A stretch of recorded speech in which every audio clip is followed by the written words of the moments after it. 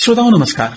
हमारे जनपद में, हमारे गांव में, हमारे प्रदेश में कभी कभी ऐसे कुछ विलक्षण अधिकारी आते हैं जिनके किए गए कार्यों से हम सदैव प्रेरित होते रहते हैं। हम आगे बढ़ने के लिए सोचते हैं और अपने जीवन में बहुत बड़ा बदलाव महसूस करते हैं। आज हमारा सौभाग्य, हमारे साथ अपर निदेशक नेशनल हेल्थ मिशन यूपी, वरिष्ठ आईएएस अधिकारी डॉक्टर हीरालाल जी उपस्थित हैं। डॉक्टर साहब, आपका स्वागत है। नमस्कार। थैंक यू, शुक्रिया आपको। डॉक्टर साहब, ये बताएं कि इस समय नेशनल हेल्थ मिशन, इसमें क्या क्या आपकी प्राथमिकताएं हैं और किन बिंदुओं पर आप लोग ज्यादा फोकस कर रहे हैं? देखिए, जो नेशनल हेल्थ मिशन है ये भारत सरकार का कार्यक्रम है। पहले ये नेशनल रूरल हेल्थ मिशन था, तो केवल हम लोग देहात में काम करते थे। अब शहर में भी काम करने लगे, तब इसका नाम हो गया नेशनल हेल्थ मिशन। इसका काम क्या है कि जितनी भी बीमारी हैं, जो चल रही हैं, जो बीमारियां हैं वर्तमान में या जो नई बीमारियां आती हैं, उनकी दवाओं और उसके उपचार के विषय में कार्यक्रम बनाना और उसके लिए पैसा लाना और उस दवाई से, उस कार्यक्रम से उसका उपचार देना जिससे लोग स्वस्थ रहें। तो कोई जो जितने प्रोग्राम चलते हैं, बीमारी के जितने भी बीमारियां हैं, उसका प्रोग्राम चला करके उन पर काबू पाया जाता है, उनको खत्म किया जाता है जिससे लोग स्वस्थ रहें। तो इसमें जो कार्यक्रम में पैसा खर्च आता है, उसमें अधिकांश में 60-40 का रेशियो, 60% भारत सरकार का और 40% स्टेट गवर्नमेंट का। तो इससे हम लोग जिलों से,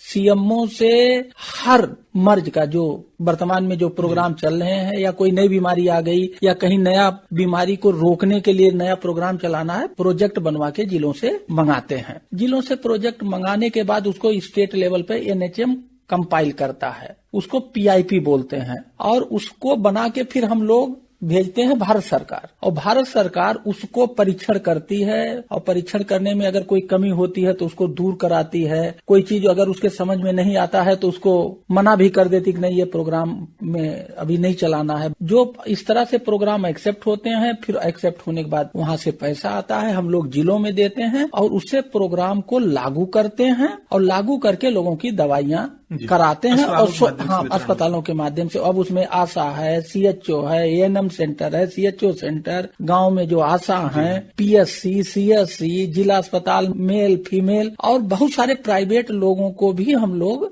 सपोर्ट करते हैं, चाहे वो टेक्निकल सपोर्ट हो चाहे फाइनेंशियल सपोर्ट हो। बड़े संक्षिप्त में नेशनल हेल्थ मिशन का ये काम है कि कैसे लोगों को स्वस्थ रखा जाए। अच्छा, इसमें वर्तमान में ऐसे कौन से बिंदु आप बताना चाहेंगे कि जो उल्लेखनीय हैं आपके एनएचएम के, जिससे लोगों का बड़े पैमाने पर भला हो रहा है? देखिए, हर बीमारी से लोग मरते हैं, तो मौत चाहे किसी से हो, संख्या पे नहीं जाना चाहिए। तो इसीलिए किसी में मौत ज्यादा होती है और किसी में कम होती है। तो हम लोग जो सोचते हैं कि हमें मरने ही नहीं देना है, हमारा उद्देश्य ये होता है कि बीमारी से न मौत हो। हाँ, ये हमारा टारगेट ये होता है। तो इस उद्देश्य से करते हैं, इसीलिए सारे प्रोग्राम, और ये जहाँ लग जाता है कि ये बीमारी हो सकती है, इसके लिए जैसे WHO है, यूनिसेफ है, बहुत सारे इंटरनेशनल, नेशनल और लोकल एनजीओ भी हम लोगों के साथ काम करते हैं। वो भी फील्ड से हमें इनपुट देते हैं कि इस जिले में ये है, उस जिले में है, सब लोग बैठ के बात करते हैं। कुछ सालों से गोरखपुर आसपास जो मस्तिष्क ज्वर से बहुत सारे बच्चे,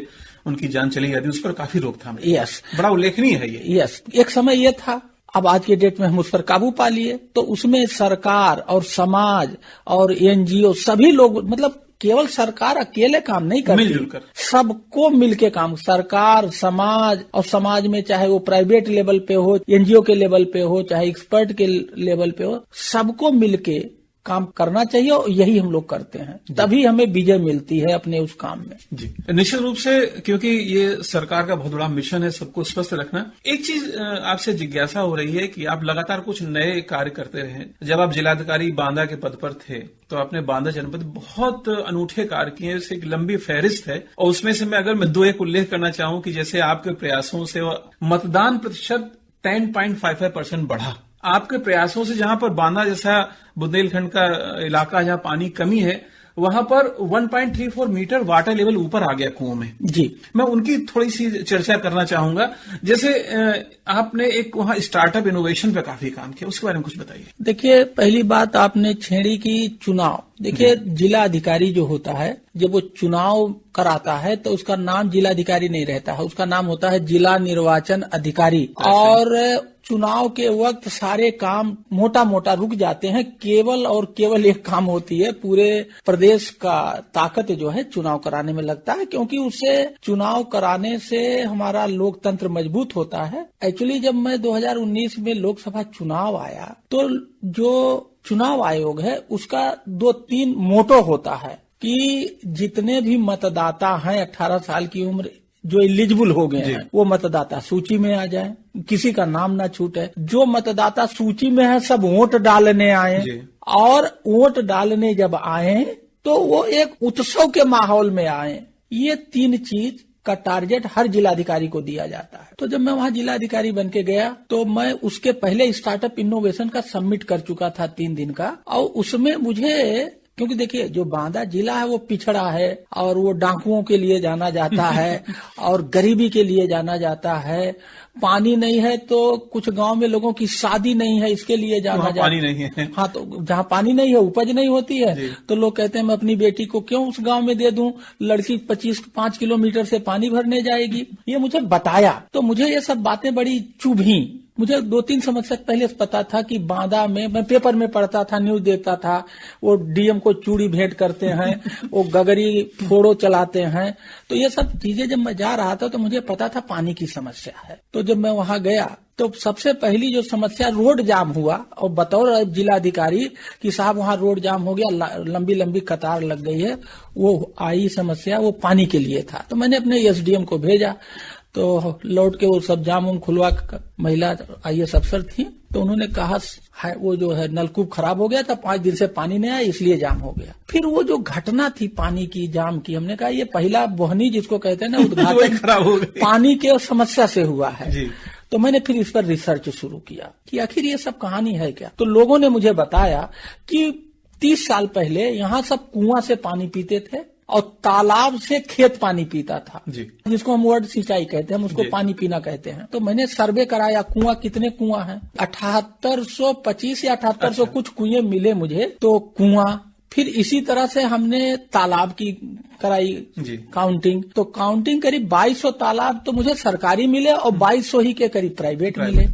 तो हम लोगों ने कहा कि कुआं तालाब में पानी लाएंगे और बांदा को खुशहाल बनाएंगे, ये टैग लाइन दिया। फिर मैंने सबको इकट्ठा किया, ये पानी वाले विभागों को, सिंचाई को, कंजर्वेशन, सबको, पंचायत जुड़ाई सबकी। हमने कहा ये बताओ कैसे होगा, क्या होगा। वहाँ के एक्सपर्ट को बुलाया, और एक होते थे आईपीएस अफसर, उस समय वो पानी पे बहुत काम करते थे, महेंद्र जी।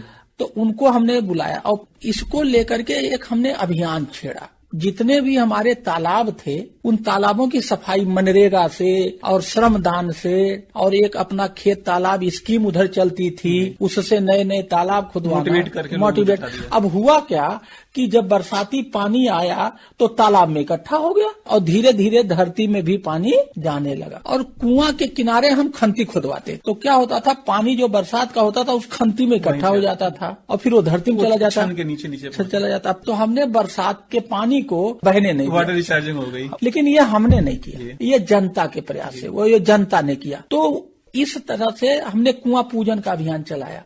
तो ये जो कुआं तालाब को मैंने फोकस किया, धीरे धीरे इसमें लगे 1 साल, और पानी अंदर गया तो वाटर टेबल ऊपर आ गया। वहाँ एक फसल होती है, तो वो जो तालाब में पानी हुआ उससे दूसरी फसल, जैसे चना में और मटर वटर में कम पानी लगता है, तो उससे उनकी क्रॉप प्रोडक्टिविटी 18.5% से ज्यादा बढ़ गई। तो सबका इनकम लेवल बढ़ गया। पानी का वाटर टेबल बढ़ा दीजिए, आपका इनकम ऑटोमेटिक बढ़ जाएगा, बीमारी घट जाएगी, आपका जीवन बढ़ जाएगा, जो हमें पता नहीं। अच्छा, जब आपने अभी इलेक्शन की बात की और जब माननीय प्रधानमंत्री जी ने सार्वजनिक रूप से सभा में आपकी प्रशंसा की, जिलाधिकारी बांदा की प्रशंसा, उस समय आपके मन में क्या चल रहा था? देखिए, मेरे मन में ये चल रहा था, हम कैंपेन चला रहे थे, कैंपेन में एक उत्सव का माहौल पैदा हो गया।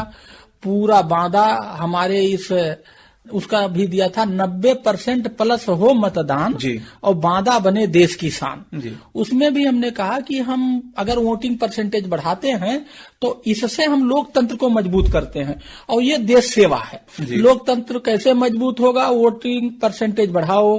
वोटिंग परसेंटेज बढ़ाओगे तो उससे ये मैसेज जाएगा कि हमारा लोकतंत्र का जो व्यवस्था है, लोकतांत्रिक व्यवस्था, उसमें हमारा विश्वास ज्यादा है।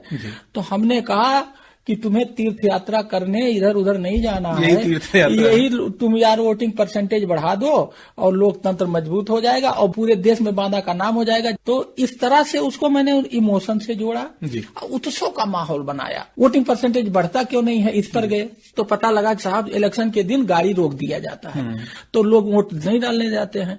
तो हमने उसको गाड़ी खोल दिया, बस 100 मीटर पहले तक नहीं जा सकते हो, भैया सब तफरी करो। फिर लोगों को ये पता लगा कि जिस दिन वोटिंग होती है धूप बहुत था मई में, पानी कहाँ पिए, तो हम घराती बराती का कॉन्सेप्ट लाई। किताब में मैंने इस वाली किताब में आपकी बड़ी प्रसिद्ध पुस्तक है डायनेमिक डीएम। हाँ, तो इसमें ये लिखा है। अब ये घराती बराती क्या है, सब ऐसे नए प्रयोग किए हमने। तो हमने हर बूथ पे टेंट लगाई और वहाँ लोकल नाच गाना वालों के लिए हर बूथ पे नाच गाना की व्यवस्था कर दी, पानी की व्यवस्था कर दी, चाय की व्यवस्था कर दी और गुड़ चना की व्यवस्था, खाने पीने की व्यवस्था। अब वो हो गया जो ये सामियाना, वो हो गया शादी का टेंट। घराती कौन होगा, उस गांव के जितने कर्मचारी थे, सचिव, लेखपाल, सफाई कर्मचारी, मनरेगा वाला 25-30, वो हो गए घराती। और वोटर हो गया बराती। वो बराती आएगा, वोटर है जो बराती आएगा, तुम उसको पानी पिलाओगे। कौन पानी पिलाएंगे, जो कर्मचारी जो घराती हैं, जो घराती हैं, जो अपने बड़ा खुदा समझते थे, लेखपाल और ये कि हम बड़े हैं, इनको मैंने सेवा में लगा दी, इनको सेवा में लगा दी। अब ये बहुत बड़ा एक अभियान छेड़ा, लोग बड़ी जागरूकता उत्सुकता रही होगी। हाँ, तो अब ये घराती बराती लोग गांव में चावल बांटते थे, मजा लेते थे कि भाई न्योता देने आए हैं पेपर। इसमें मीडिया ने भी हमारा बहुत साथ दिया और पूरा एक उत्सव बना दिया हमने। इसमें हमने करीब 20-22 इनिशिएटिव लिए, हमने 20,000 चिट्ठियां लिखी। जितने कर्मचारी थे मेरे ओरिजिनल सिग्नेचर से डीएम की चिट्ठी आई है और मतदान का संदेशा लाई है। हमने देखा करीब 30% लोग बाहर नौकरी करते हैं। हर गांव से उनकी सूची बनवाई और उनको जो है वीडियो बनवाए 4, उनके घर वाले उनको वीडियो भेज रहे हैं। उस गांव का आदमी वोट डालने आना है, हाँ, वहाँ उस गांव का लेखपाल उनको भेज रहा, उस गांव का सचिव भेज रहा। एक आदमी के जो बाहर रहते थे 5-5 लोग फोन करते थे, वोट डालने कब आ रहे हो। और एक ऐसा माहौल जहाँ देखा, जैसे पता लगा कि रायबरेली में ईंटा पाथने जाते हैं ज्यादा हैं, तो ऐसे 8-10 जिलों में मैंने अपने अधिकारी भेजा, जाओ वहाँ के जो लोग हैं उनको न्योता देके आओ। तो वो जो 25-30% वोट आते ही नहीं थे, उसमें से 5-6% वोट हमने बुला लिए। हाँ, तो इस तरह से हमने टी-शर्ट बनवाया, टोपी बनवाया और एज ए कलेक्टर टी-शर्ट टोपी मेरे हजारों वीडियो होंगे, पूरा मीडिया ने कवर किया। तो अल्टीमेटली ऐसे कल्चरल में 3-4 देहात की लड़कियां गाना गाती थीं, उनको ब्रांड एम्बेसडर बना दिया, रैली निकालते थे। एक कलेक्टर के रूप में मैं टी-शर्ट और टोपी में 3 महीना था, मेरा पूरा स्टाफ पहनता था। जी बिल्कुल महोदय, मैं इसलिए और इस विषय पर ज्यादा बात करूं कि अब आगामी चुनाव होने वाले हैं और जहां जहां ये आकाशवाणी आगरा कार्यक्रम सुना जाएगा, अब तो पूरी दुनिया में सुना जाता है, कम से कम इन माध्यमों से लोग जागरूक हों और ज्यादा वोट डालने पहुंचे। हाँ, अब देखिए हम क्या कहते हैं, अगर आप आम जनता में थोपोगे कि हम बहुत बड़े पावरफुल हैं, कोई नहीं मानता। आपको आम जनता को कन्विंस करना पड़ेगा, रीजन देना पड़ेगा। हमने कहा 90% प्लस, कि 90% से ज्यादा वोटिंग करना, तो ये हम कहाँ से 90 लाए, 80 क्यों नहीं रखा। एक्चुअली वहाँ हम परसेंटेज गए कि हाईएस्ट परसेंटेज कहाँ था। तो 2 बूथ पे एक जगह 91% हुआ था, एक जगह 92। तो हमने सबसे कहा और बूथ वालों से कि बताओ, जब 2 बूथ वाले 90% से ज्यादा कर सकते हैं, आप लोग क्यों नहीं कर सकते? तुम क्यों नहीं? एक कंपटीशन पैदा किया जी। और एक माहौल बन गया, वो सब रंग गए उसी रंग में, एक उत्सव का माहौल बना, घराती बराती बना, ये सब नया नया हुआ तो लोगों को मजा आया। जब 25 अप्रैल को पीएम साहब आए तो उनको ये कहीं से बात पता था तो उन्होंने अपने शुरुआत ही अपने भाषण का हमारे इस जिक्र किया, हाँ, इसका अभियान का तारीफ किया, उसके बाद वो शुरू किए। तो ये है कहानी। सर, आज के समय बहुत बड़ी समस्या है जो तापमान बढ़ रहा है पूरी दुनिया में और इसके दुष्परिणाम देखने को मिल रहे हैं और इसके लिए बहुत जरूरी है कि वृक्ष लगाए जाएं, पौधे रोपे जाएं। इस पर आपने बहुत बड़ा काम किया है, पेड़ जियाओ अभियान और पेड़ प्रसाद, क्या कंसेप्ट था? देखिए, मेरा जो सोचने का तरीका है, I do the same thing differently, मेरा ये तकिया कलाम है जी। वृक्षारोपण शुरू से, जब से देश आजाद हुआ, वृक्षारोपण जिला अधिकारी की अध्यक्षता में एक कमेटी बनी है, जिला वन रोपण समिति, डिस्ट्रिक्ट प्लांटेशन, डीएम अध्यक्ष है, डीएफओ उसके सचिव हैं और सारे विभाग के लोग सदस्य हैं। और हर साल हम पेड़ लगाते हैं। हमें एक चीज का आंसर चाहिए था, वो हमें नहीं मिला, आज भी नहीं मिला। क्या कि अगर हम जितना पेड़ लगाए हैं, अगर वो सब जिंदा होते तो एक पेड़ के ऊपर 10 पेड़ हो जाता। तो मुझे जब इसका आंसर नहीं, मैं इसी का आंसर ढूंढ रहा था। वो पेड़ गए कहाँ? हमें ये समझ में आया इस क्वेश्चन का आंसर कि पेड़ लगाना बहादुरी नहीं है, पेड़ को जिंदा रखना बहादुरी है। तो हमने कहा ये जो पेड़ लगाओ अभियान चलता है ये नाम ठीक नहीं है। पेड़ जियाओ अभियान करें। पेड़ जियाओ अभियान, पेड़ जियाओ अभियान में पेड़ लगाओ है, जब पेड़ लगाओगे तभी तो जियाओगे। तो हमने छेड़ दिया पेड़ जियाओ अभियान। अब पेड़ क्यों जिंदा रहेगा, कौन जिंदा करेगा? तो हमने कहा पेड़ के साथ उसका एक लगाव पैदा किया जाए, चाहे वो धार्मिक लगाव हो, चाहे उसका कुछ लगाव हो। हमने कहा ये मंदिर में लोग जाते हैं, ठीक है, तो मंदिर में चदरा चढ़ा रहे हैं, मिठाई चढ़ा रहे हैं, और वो पंडित जी क्या करते हैं, जो गुरु जी होते हैं वो रख लेते हैं दूसरे का, और जो पहले से दूसरे का होता उठा के उसी में से दे देते हैं, वो प्रसाद हो गया। जब हम लेके जाते हैं तब तो वो मिठाई है, और जब वो मंदिर में रख उठा और दूसरे का हमें मिला तो प्रसाद हो गया। अब वो प्रसाद अगर एक दाना भी गिर जाता है तो उसको उठा के ऐसे करते हैं, माथे लगाते हैं। अब उसमें भगवान का पावर आ गया। यही चीज मैंने सोचा, हमने सारे जितने गुरुद्वारा और मौलवी और सबको बुलाया। हमने कहा देखो आप लोगों को मैं पेड़ दे रहा हूँ। पहले हमने उन्हें सबको 500 पेड़ दिए, और एक एक मंदिर और एक एक गुरुद्वारा और एक एक मस्जिद पर एक अधिकारी को नोडल ड्यूटी लगाई और सबकी बैठक करी कि हम अभी पेड़ दे रहे हैं, आपके यहाँ जो श्रद्धालु आता है उसको आप वो प्रसाद आप सब कुछ दो, मिठाई दो, जो भी देना दो, कपड़ा दो, फूल दो, लेकिन हमारा एक पेड़ भी दो। ये भी प्रसाद रहेगा, ये भी प्रसाद रहेगा। अब ये जो प्रसाद के रूप में पेड़ मिला, जब ये लेके जाएगा तो मरने नहीं देगा। प्रसाद मिला, अगर पेड़ को कुछ हो गया तो भगवान नाराज हो जाएगा। तो ये मतलब हमने उसमें ये भावना जोड़ के किया। फिर इसका नाम रखा पेड़ प्रसाद। फिर हमने कहा ऐसा करो कि नर्सरी वालों को कहा पेड़ पैदा करो, तुम्हारे लिए हमने माहौल पैदा कर दिया, डिमांड बढ़ गई। हाँ, और दुकान वालों से कहा कि तुम लोग प्रसाद के साथ पेड़ बेचो, जैसे बेचते हैं जी, वो मिठाई बेचते हैं, लड्डू पेड़ा देते हैं, हाँ, एक पौधा भी मिठाई भी वो प्रसाद चढ़ाओ। हाँ, ये किया पहला माहौल ये पेड़ प्रसाद का। फिर मेरे पास आते थे, कहते थे सर हमारे बिटिया की शादी है, हमारे घर चलो। तो हमने कहा ठीक है हम चलेंगे, लेकिन एक कंडीशन पे। सब चाहता कलेक्टर मेरे यहाँ है। हमने कहा तुम अगर 100 पेड़ बाराती को बांटो तो मैं चलूंगा। तो जो 100 पेड़ देता था मैं जाता था, उसका भी फल, और मैं अपने हाथ से, मेरे हाथ से सबको 100 पेड़ दे। अब वो बाराती जब वो पेड़ लेके जाता है वो गिफ्ट है, मरने नहीं देगा। दूसरा काम किया। तीसरा काम किया, ऐसे लोग कहते थे एनुअल फंक्शन करते थे स्कूल में, तो वो भी आए, सर हमारे यहाँ चीफ गेस्ट बन जाइए। हमने कहा बिल्कुल बनूंगा, शर्त है मेरी मिनिमम 100 पौधा बांटो बच्चों को। काफी लोग बांटे, वो 100 पौधा उनके लिए क्या माने रखता था। हमें बुलाते थे, मैं जाता था और पौधा बांटता था। एक आदमी एक दिन मेरे पास आया, मैं चोरी भी बहुत अच्छा करता हूँ, उसका खुलासा कर दीजिए आज। तो चोरी ऐसे करता हूँ, अगर कोई आदमी मेरे सामने आता, वो ये मैं नहीं सोचता वो गरीब है, कम पढ़ा लिखा है। अगर किसी ने कोई अच्छी बात बताई मुझे और मुझे लगा कि ये समाज के लिए फायदे में, तो चोरी कर लेता हूँ, साइड तुरंत ग्रहण कर लिया। हाँ, ग्रहण करके तुरंत लागू करता हूँ। वाह क्या बात। मेरे पास एक आदमी आया, उसने कहा साहब मैं बर्थडे पे 100 पेड़ गिफ्ट करता हूँ, अब आप मेरे बर्थडे पे चलिए। बस मैंने ये चोरी कर लिया कि बर्थडे पे 100 गिफ्ट होना है। अब मेरे पास जो भी आते थे, हमारा बर्थडे है चलेंगे, हमने कहा बिल्कुल चलेंगे, 100 पेड़ दो मिनिमम। फिर हमने अपने फॉरेस्ट वालों को लगाया, बहुत सारे लोग अपने घर को पेड़ से, उनकी मैडम और वो लोग पेड़ सजा के हरा हरा किए रहते। हमने कहा पता करो कितने बांदा शहर में घर सजाया है फूल पत्ता से उनके।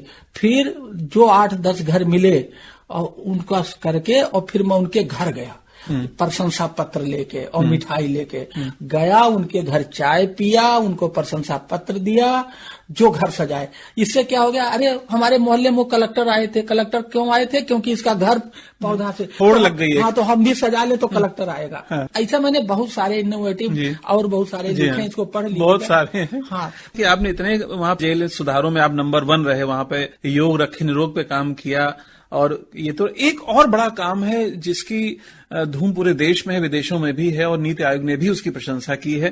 किसानों की समृद्धि के लिए ये मॉडल गांव, ये मॉडल गांव कंसेप्ट क्या है, इसके बारे में बताइए। देखिए, जो मॉडल गांव का कंसेप्ट है, मैं बांदा से जब हटा फरवरी 20 में, तो मेरे एक मित्र हैं मुनीष गंगवार साहब, नाबार्ड के रिटायर्ड सीजीएम होके रिटायर हुए। तो उन्होंने एक दिन एक पेज पे बनाया, आपने बांदा के 470 गांव को मॉडल बना दिया। कुछ कम बने, कुछ ज्यादा बने, लेकिन सब उस पर चल पड़े।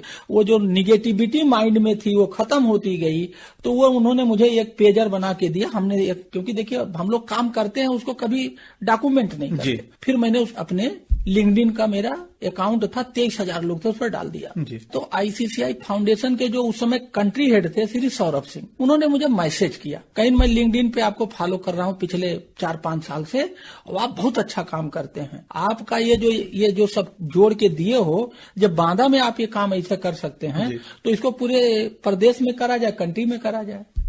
हमने कहा आपको तो मैं जानता नहीं हूँ, आप कौन है क्या है। तो उन्होंने कहा इस काम को आप बांदा में ही क्यों, सब पूरे उत्तर प्रदेश में करिए। तो फिर मैंने ये बात अपने मुनीष जी को बताई, तो वहां से ये मॉडल गांव का प्रोजेक्ट बना। ये मॉडल गांव का प्रोजेक्ट बना जिसके मुखिया हैं वही कौन, मुनीष गंगवार जी। मैं इसका मेंटर हूँ, मानद सलाहकार, ऑनरेरी मेंटर हूँ, और मुनीष जी ऑनरेरी प्रेसिडेंट हैं। और टेक्नोलॉजी के सहारे वहां का जो आइडिया था, देखो हमने बांदा में कुछ किया हुआ नहीं, देखने में लग रहा हम बहुत तीर मारे हैं, हमने कुछ नहीं किया। हमने जनता को नेता बना दिया, मोटिवेट किया, हमने जनता की अगुवाई करवा दी, जनता आगे आगे और कलेक्टर साहब पीछे पीछे। अभी क्यों नहीं काम होता, कलेक्टर साहब आगे आगे चलते हैं, जनता पीछे रहती है, धीरे धीरे भाग जाती है। और जनता जब आगे आगे चलेगी, कलेक्टर पीछे पीछे रहेगा तो भागेगा तो पकड़ नहीं लेगा। लोगों का मैंने विश्वास जीता और जनता काम करने लगी और बात बन गया। इसी को कहते हैं पब्लिक पार्टिसिपेटरी गवर्नेंस। अच्छा, मॉडल गांव में किन बिंदुओं पर आप फोकस करते हैं?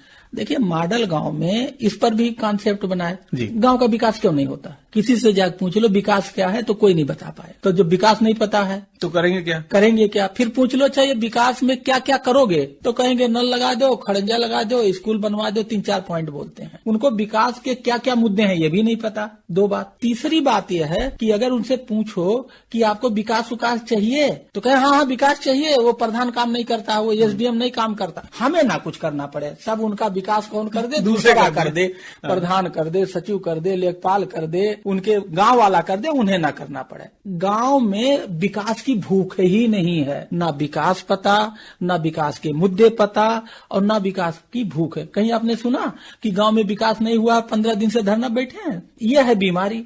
तो हमने क्या किया, हमने एक विलेज मैनिफेस्टो बनाया।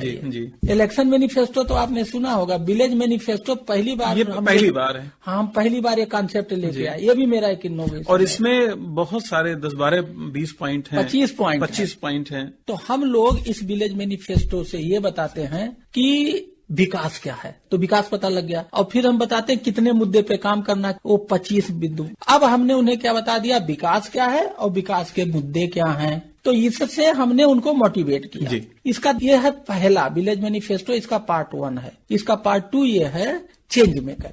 हर गांव में अच्छे लोग हैं। मैंने अपने बचपने में गांव में देखा, मेरे बाबा जब पहले वो आंधी बहुत आती थी तो देखा कि आंधी दूर से, तो मेरे बाबा क्या करते थे, गांव में दौड़ दौड़ के, उस समय बोरसी होता था गांव में जिसमें दूध गर्म किया जाता था, मोटी मलाई पड़ती थी। तो होता क्या था, आंधी आई और वो हवा में वो बह गया तो आग लग गया। तो मुझे वो दिन याद थे अपने बाबा के कि वो दौड़ के पूरे गाँव में बुझा दो वो आंधी आ रही है। तो गाँव में अच्छे लोग थे और उनको उसी जिले में कोई दूध में बहुत बढ़िया काम कर रहा है, कोई मछली में कर रहा है, कोई सब्जी में कर रहा है, कोई कुछ में कर रहा है। गांव वालों को वहां भेजते हैं ग्रुप में, जाओ देख के आओ मछली से वो कैसे धनी हो गया, आकर के तुम भी अपने मछली पालन जो गांव कर रहे हो वही बुद्धि लगा लो, तुम्हारा भी बढ़ गया। बिल्कुल। तो ऐसे लोगों को हम लोग बेस्ट प्रैक्टिसेज पे उसी जिले में भेजते हैं जिससे आने जाने में कोई दिक्कत ना हो। इससे क्या है, नॉलेज इज पावर। हमने उन्हें बेस्ट प्रैक्टिसेज पे भेजा कि नॉलेज गेन करके आओ और implement that knowledge in your own village to increase your cost without increasing the input cost. तो ये हो चेंज मेकर। इसका पार्ट 3 ये है एफपीओ। खेती किसी को नहीं करना चाहिए क्योंकि खेती घाटे का सौदा है। तो करो क्या, खेती व्यापार करो, खेती मत करो, खेती व्यापार करो। जब खेती को खेती व्यापार में बदल दोगे तो घाटा मुनाफे में बदल जाएगा। तो इसके लिए क्या करना चाहिए, व्यापार करने के लिए कंपनी चाहिए। तो गांव वाले मिलके फार्मर प्रोड्यूसर कंपनी बनाएं और मिल करके उसे चलाएं और घाटे को मुनाफे में बदल दें। ये हमारा पार्ट 3 है जिसको कि भारत सरकार, स्टेट गवर्नमेंट, हर आदमी लगा है कि गांव में एफपीओ बने, लोग धनी हो जाएं, किसान माला माल हो जाए। लेकिन ये आसान नहीं है। इसमें क्या कॉन्सेप्ट है, वही पब्लिक पार्टिसिपेटरी कॉन्सेप्ट है। तो ये पार्ट 3 है। तो part 1 village manifesto, part 2 is change maker, Pathardi FPO. Doctor Hiralal ji, एक चीज बड़ा कंफ्यूजन क्रिएट हो रहा है। आप प्रशासनिक अधिकारी, वरिष्ठ आईएएस अफसर हैं, आप इंजीनियरिंग के छात्र हैं, आप विदेशों में भी पढ़ने गए, आपने पीएचडी की, डीलिट कर रहे हैं, आप ये सब काम कैसे कर लेते हैं? गांवों के विकास के लिए प्रेरणा आपके मन में कहां से जागती है? कैसे आप ये सोच पाते हैं कि ये गांव को आगे बढ़ाना होगा तभी देश का विकास हो पाएगा? ये हम थोड़ी कह रहे हैं, ये तो महात्मा गांधी जी कह के चले गए हैं कि जब तक गांव, इंडिया लिव्स इन विलेजेज, और जब तक गांव का विकास नहीं होगा हमारा विकास नहीं हो सकता। ये हमने नहीं कहा है।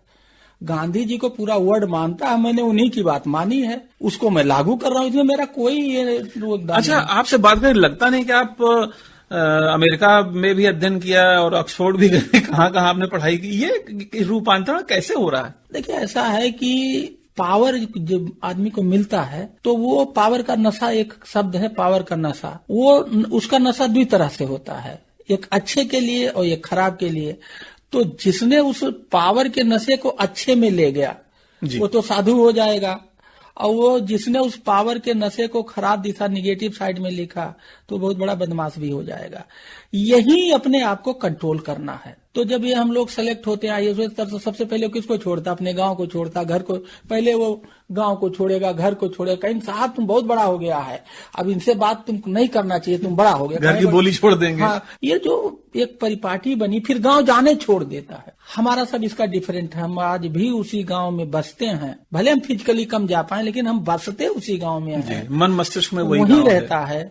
अभी मेरे फादर की डेथ हो गई तो मैंने अपने फादर की मूर्ति बनवाई। मैं कर्मवादी हूँ और मैं 24 अप्रैल को वहाँ खूब भीड़ इकट्ठा करता हूँ, जिससे मेरा गांव का लगाव हो। वहाँ दवाई करवाता हूँ, कैंप लगवाता हूँ। देखिए, इसमें भी मेरा कॉन्सेप्ट है। मैं मंदिर में, भगवान कौन होता है? जो आपको पैदा किया, आगे बढ़ाया। तो हमारे भगवान तो हमारे माता पिता हैं। तो वो जो मूर्ति है वो हमारा मंदिर है। किसका? माता पिता का मंदिर। उसका नाम ही हमने दिया है माता पिता का मंदिर। वो हमारा जो मंदिर है उसमें हमारे पिताजी विराजमान है मूर्ति के रूप में, और उससे पूरे समाज को जोड़ता हूँ। वो मेरा एक समाज से मिलने का, जुड़ने का एक बहुत बड़ा साधन मैंने सोचा। ये मेरा ये भी एक प्रयोग है। और इस काम के लिए मैंने बहुत लोग, अब तक 8 लोग मूर्ति बनवा चुके हैं। हमने कहा अपने पिताजी, आपके भगवान आपके पिताजी हैं, जी हाँ, उनको पूजिए, पहले उनको पूजो, उनकी मूर्ति रख करके मिलते रहो, साल में तो एक दिन मिलो ही यार। ये सब गांव से जुड़े रहने के तरीके हैं। और जिसने गांव छोड़ा, जिसने अपनी जड़ से काट करी, वो आप लोगों को दिखता है कि बड़े बड़े अफसर हैं, बड़े बड़े आदमी हैं, बहुत ज्यादा गाड़ियां हैं, अंदर से उनका हैप्पीनेस इंडेक्स ठीक नहीं है। This is my observation, personal observation. ये मैं पर्सनल कैपेसिटी में जो मैंने देखा है वो यही है। ये आपकी बातों से केवल आपका व्यक्तिगत अनुभव नहीं है, ये जीवन का दर्शन है। और आज हम मंगलयान 3 से चंद्रमा पर पहुंच चुके हैं। हम नित नए विकास के नए आयाम स्थापित कर रहे हैं, लेकिन अपने पुराने गांवों को आगे बढ़ाना है, लोगों को समृद्धशाली बनाना है, तभी सच्चे अर्थों में भारत आगे बढ़ पाएगा। मैं कलेक्टर जब था तो लोग कहते हैं कलेक्टर हमेशा एसी कमरे में बैठता है और कभी नीचे। आप मेरे जितने फोटो देखोगे, अगर मैं टाई और सूट पहनता था तो चदरा ओढ़ लेता था, गमछा डाल लेता था, जिससे लोगों को लगे कि ये कलेक्टर हमारे बीच का, हाँ ये हमारा आदमी है। और मैंने वहाँ कोई भी बैठक एसी कमरे में नहीं की। अगर मुझे पानी की बैठक करना होता था तो गांव में जो सबसे बड़ा तालाब होता था, तालाब का जो बंधा होता था, उसके नीचे जो सबसे बड़ा पेड़, जमीन पे सबको बैठाता था और खुद जमीन पे बैठता था। हमने टोटल बैठक जमीन पे बैठ के की। और स्टूडेंट में स्टूडेंट बना, किसान में किसान बना, जैसा देश वैसा भेष।